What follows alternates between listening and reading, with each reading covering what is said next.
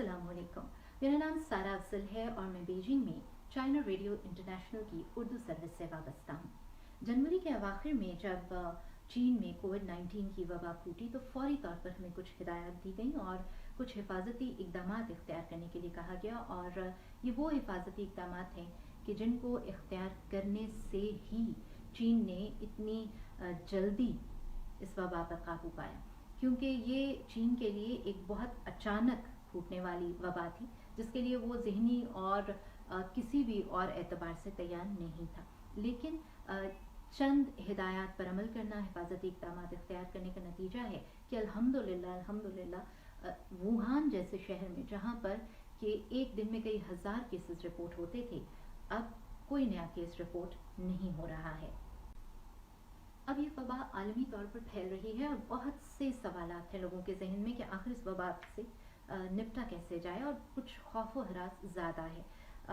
पाकिस्तान से भी बहुत से अजीज़ व अक़ारिब मुख्तलिफ सवालात पूछते हैं कि आप लोगों ने इस तमाम अरसे में क्या वाकई आप लोग किसी से नहीं मिलते थे, आप लोग अपने ऑफिस कैसे जाते थे, काम कैसे करते थे, आप लोगों को रोज़मर्रा ज़रूरत की चीज़ें ख़रीदनी होती हैं तो आप लोग क्या करते हैं, क्या मार्केट्स में आप लोग जाते हैं, और क्या वाकई लोग कम बाहर निकलते हैं ज़रूरत के तहत, और क्या मास्क पहनना वाकई बहुत ज़रूरी है। तो मैंने सोचा कि इतने बहुत से सवालात हैं, उनके जवाबात आपको इस तरह से देते हैं कि आज मैं आपको लेकर चलूँगी पहले अपने ऑफिस और उसके बाद मैं आपको लेकर चलूँगी मार्केट, ताकि आप ये देख सकें कि हम लोग जब घर से निकलते हैं अपने रोज़मर्रा काम की अंजामदही के लिए जो ज़रूरत के काम हैं, तो हम क्या क्या तरीके, क्या क्या हिफाजती तदाबीर इख्तियार करते हैं।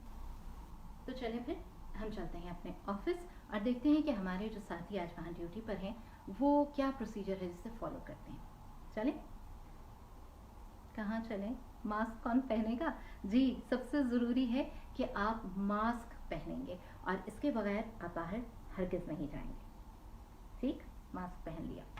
जी नहीं, ये मास्क पहनने का बिल्कुल गलत तरीका है। मास्क पहने तो इसको पहले ये कीजिए, साइड से कवर, और उसके बाद आप देखिए, अगर आप गौर करें, यहाँ से ये सारा खुला है, आपके मास्क में यहाँ पर एक बारीक सी तार है, इसको अपने नाक पर, अब देखिए ये पूरा बंद हो चुका। अब हमने पहना है ठीक तरीके से मास्क। तो चलिए जनाब, ऑफिस चलते हैं।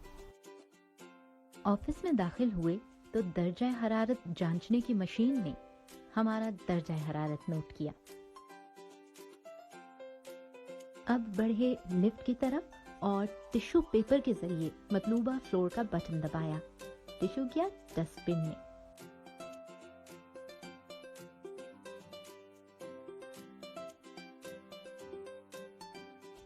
ऑफिस पहुंचे तो सबसे पहले नीम गर्म पानी के साथ हाथों को 10 सेकंड्स तक अच्छी तरह से धोया।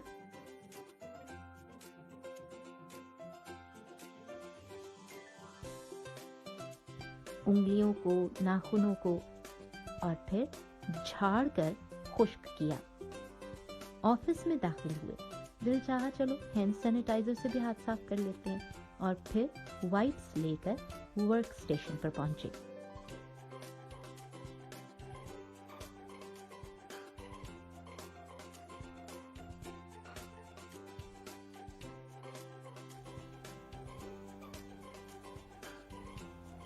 सबसे पहले अपने मोबाइल को साफ किया, इसके बाद कीबोर्ड, माउस और टेबल को भी साफ किया।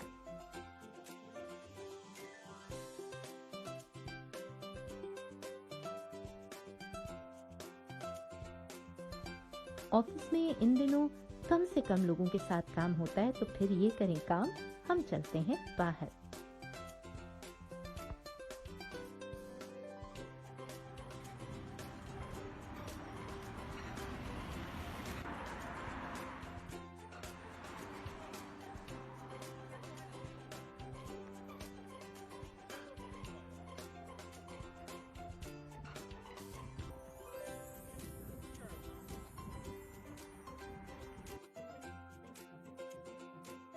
शॉपिंग मॉल में भी दाखिली दरवाजे पर खुदकार तरीके से दर्जा हरारत नोट करवाया और खरीदारी के लिए पहुंच गए। यहाँ भीड़ मामूल से कम है और सब ने मास्क पहने हुए हैं।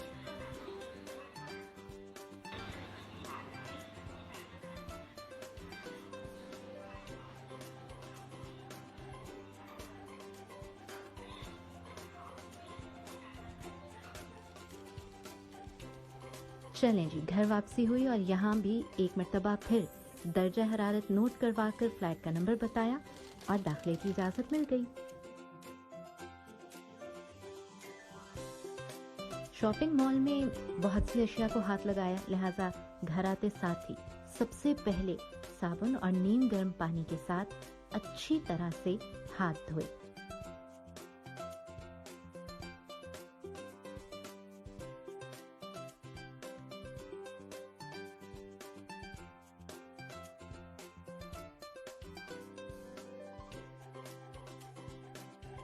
नाखून और उंगलियों के बीच अच्छी तरह से पानी गुजारा और हाथों को झाड़कर खुश्क किया, तौलिए से नहीं।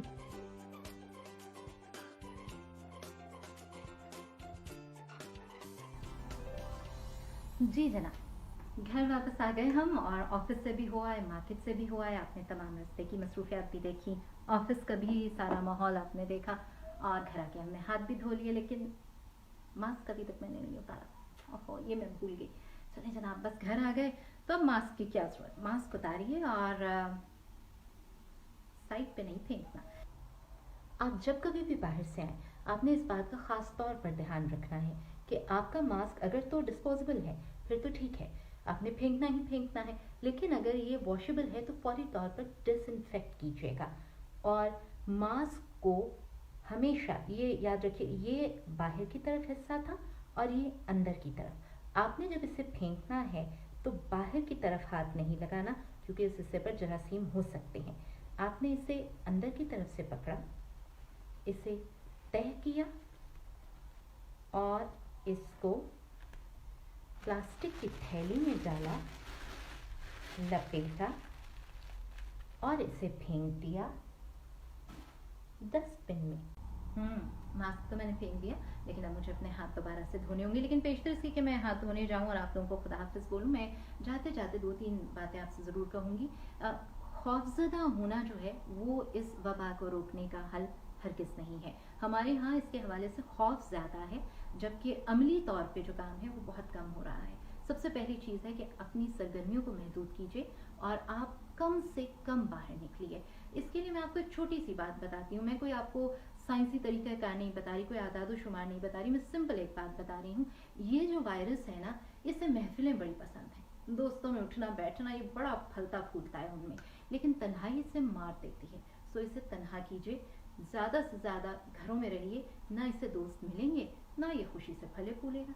तो बस इतनी सी बात का ध्यान रखिएगा, ये वायरस खुद ब खुद ख़त्म हो जाएगा। लेकिन अगर आप इसे महफिलें देते हैं तो फिर तो ये फैलेगा। और यही वो तरीका है जिसे इख्तियार करके चीन ने इस वबा पर काबू पाया है। आप घरों में खुद को बंद कर रहे हैं, आप घरों में खुद को महसूर कर रहे हैं, ये दोनों जुमले गलत हैं। आप घरों में खुद को महफूज कर रहे हैं और यही आइसोलेशन का सही मफहूम है। न सिर्फ आप खुद को महफूज कर रहे हैं, बल्कि अपने बच्चों, अपने वालिदैन, अपने बहन भाई, अपने अजीज़ों अकारिब को महफूज कर रहे हैं। और हिफाजत करना हम सब की जिम्मेदारी है। जिम्मेदार होने का सबूत दीजिए और ये चंद हिफाजती तदाबीर कुछ अरसे के लिए इख्तियार कीजिए। इस वायरस को तन्हा कीजिए, ये अपनी मौत आप मर जाएगा। सेहत सलामती की बहुत सी दुआएं आप सबके लिए। जीते रहिए, खुश आबाद रहिए। इंशाल्लाह ताला आपके साथ एक मरतबा फिर से मुलाकात होगी। तब तक के लिए अल्लाह हाफ़िज़।